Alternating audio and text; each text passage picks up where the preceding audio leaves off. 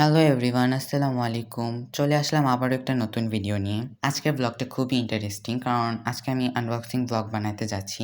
Blog শুরু করার আগে দেখতেছি আমার ডেস্কের অবস্থা অনেকটাই বাজে। তার কারণে আমি চিন্তা ভাবনা করলাম এটাকে আমি পুরাটা আগে গুছাবো, দেন আমি আনবক্সিং ভিডিও বানানো স্টার্ট করব। কারণ এর মধ্যে আমার ভিডিও বানানো হবে না। এক হতেছে আমি অনেকটাই অলস। সামান্য একটা রিল বানাতে গেলেও আমার অনেক শক্তির প্রয়োজন হয়। আল্লাহ জানে এত আলসেমি আমি কোথা থেকে পাইছি। তো এখানে আমি আমার ডেস্কটা পুরো ক্লিন করে ফেললাম। তো এখন হচ্ছে আমি আমার অর্গানাইজারটাকে ডেকোরেট করব। এই অর্গানাইজারটা আমার আম্মু নিউ মার্কেট থেকে কিনে দিছে। তো এটার ভিতরে কি আছে আমি এটা আজকে তোমাদেরকে দেখাবো। তো আমি প্ল্যান করছি অর্গানাইজারের ভিতরে যা আছে এগুলো সবগুলোকে বের করে ভালো করে ক্লিন করার পর তারপর এটারে সাজাবো। দেন আমার এটা ক্লিন করা হয়ে যাওয়ার পর আমি এখন একটা একটা করে জিনিসপত্রগুলো রাখবো। কিভাবে কি রাখবো আমি কিছু বুঝতেছিলাম না, কোনো রকম ভাবে থুয়ে দিতেছিলাম আর চাইতেছিলাম একটু এসএমআর সাউন্ড বানানোর, বাট এসএমআর সাউন্ড হয়েছে ঠিকই কিন্তু আমার দিয়ে হতেছিল না কেন জানি। তো আমি চেষ্টা করছিলাম একবার বানানোর, এই জায়গায় সুন্দর করে হতেছিল না, আমার রাগ উঠছে। আমি বলি কি দূর আর বানানি লাগতো না, তাই আমি এগুলার কোনো রকম করে আর কি রেখে দিছি। আর মেন কথা হইতেছে আমার এত টাইম নিয়ে এত ঢং করার, তার কারণে আমি এগুলো রেখে দিছি কোনোভাবে। তো ফার্স্ট আনবক্সিংটা শুরু করতেছি আমি আমার ডিজিটাল ক্লক দিয়ে। আর এই ক্লকটা আমি নিছি Instagram page kawaii shop Bangladesh থেকে। স্ক্রিনে আমি তাদের ইনস্টাগ্রাম অ্যাকাউন্টের ছবি দিয়ে রাখছি, তোমরা চাইলে ভিজিট করতে পারো। আর এই ক্লকটা ইউজ করতে হলে তোমাদের সাথে একটা অ্যাডাপ্টার ইউজ করতে হবে। আমি আমার ফোনের অ্যাডাপ্টারটা ইউজ করি, যখন আমার দরকার হয় তখন আমি অন করি। তো আমার ডেস্ক গুছানো হয়ে গেছে, তো আমি আমার বক্সটা নিয়ে আসছি যেটা দিয়ে আজকে আমি আনবক্সিং ভিডিও বানাবো। বক্সটা অনেক বড়, যেটা আমার ডেস্ক পুরাটা মানে ভরা যেতেছে, ক্যামেরা আমি দেখাতে পারতেছি না। তাই এটাকে আমি আগে এক সাইড করে নিব।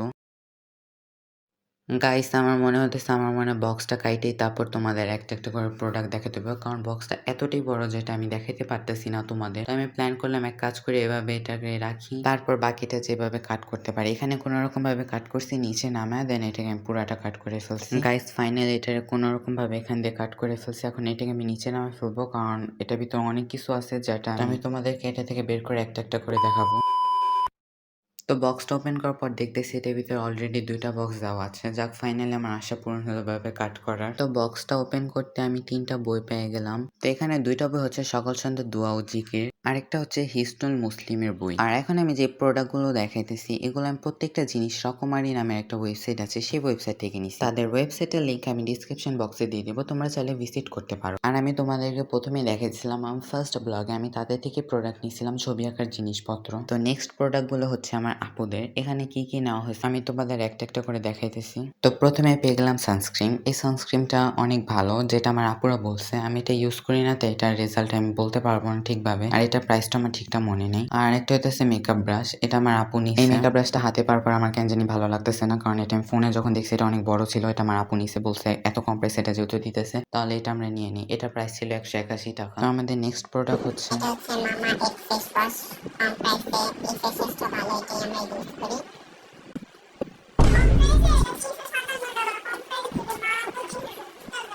সরি আমি কনফিউশন বলতেছি, এটা কিন্তু কম প্রাইস না, এটার দাম নিচ্ছে ৩৭০ টাকা।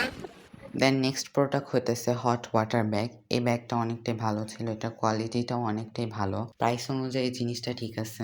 এখানে হট ওয়াটার ব্যাগ দুইটা নেওয়া হয়েছে, একটা আমার বড় আপু নিবে আর একটা আমার আম্মু নিবে, দুইজনে দুইটা ইউজ করবে। এখান থেকে আমি একটা খুলে দেখাইতেছি কোয়ালিটিটা কিরকম। আর কেউ আমার হাতের দিকে যাবে না, আমার হাতটা আমি জানি না ভিডিও করতে গেলে কেন এমন কালা লাগে, নিজের হাত নিজেই চিনতে পারি না। কেউ আবার আমার হাত দেখা ব্লগ ইগনোর করো না প্লিজ, দেখো অনেক কষ্ট করে বানিয়েছি। তো ব্যাগটার কোয়ালিটিটা অনেকটাই ভালো ছিল, উপরে কম্বলের মতো। নেক্সট প্রোডাক্ট হইতেছে আমার, এখানে আমি একটা স্কেচ বুক আর একটা ওয়াটার কালার নিছি। ওয়াটার কালারটা আমি A5 সাইজে নিছি।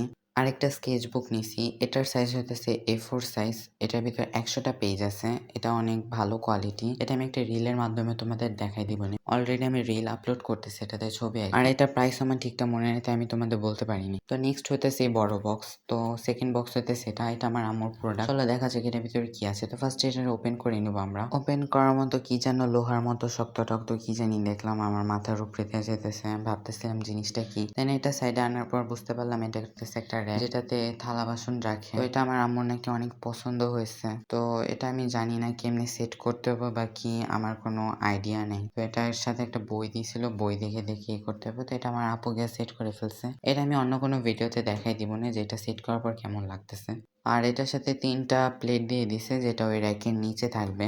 তো এটা আমি তোমাদের কিভাবে দেখাবো বুঝতে পারতেছি না, সেটআপও করতে পারি না। তো আমি এই বইটার মাধ্যমে দেখাই দিতেছি। তো র‍্যাকটা দেখতে ঠিক এরকম হবো। তো এটার প্রাইস নিছে ৳৩,২০০ আর এটার কোয়ালিটিটা অনেকটাই ভালো ছিল। তারপর নেক্সট আসে এই মেকআপ বক্স নাকি বলে মেকআপ ব্যাগ।